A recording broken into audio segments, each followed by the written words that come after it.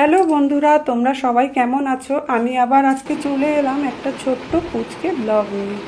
কাছেই এক জায়গায় একটু কাজে বেরোবো বলে একটু সাজগোজ করছিলাম। বাইরে যা রোদ্দুর দেখছি, সেই জন্য এর বেশি আর সাজগোজ করতে মন চাইলো না। তাছাড়া বেশি দূরেও যাব না, কাছেই একটু যাব, সেই জন্য সাজগোজ বলতে এটুকুই করলাম। এরপর রেডি হয়ে ঝটপট বেরিয়ে পড়লাম। বাইরে বেরিয়েই মনে হলো এত রোদ্দুর, এদিকে আমি যথারীতি ছাতা নিতে ভুলে গেছি। আর এই যে দেখো, আমাদের পাড়ায় কিন্তু পুজোর প্যান্ডেলের কাজ জোর কদমে চলছে।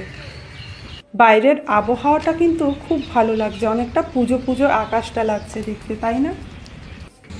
আর এই যে দেখো, এই বাড়ির দারোয়ান বাড়ি পাহারার নামে দিক দিক নাক ডেকে ঘুমোচ্ছে। কোনো মানে হয়? কাজ সেরে ফেরার পথে এই আচারওয়ালাকে দেখে আর লোভ সামলাতে পারলাম না। সেই স্কুলের দিনের মতো কুল আর তেঁতুলের আচার একটুখানি কিনেই নিলাম। তোমরা কারা কারা ভালোবাসো বলো তো? সবশেষে এই গরমে বাড়ি ফিরে শান্তি। ব্লগটা কেমন লাগলো জানিও কিন্তু।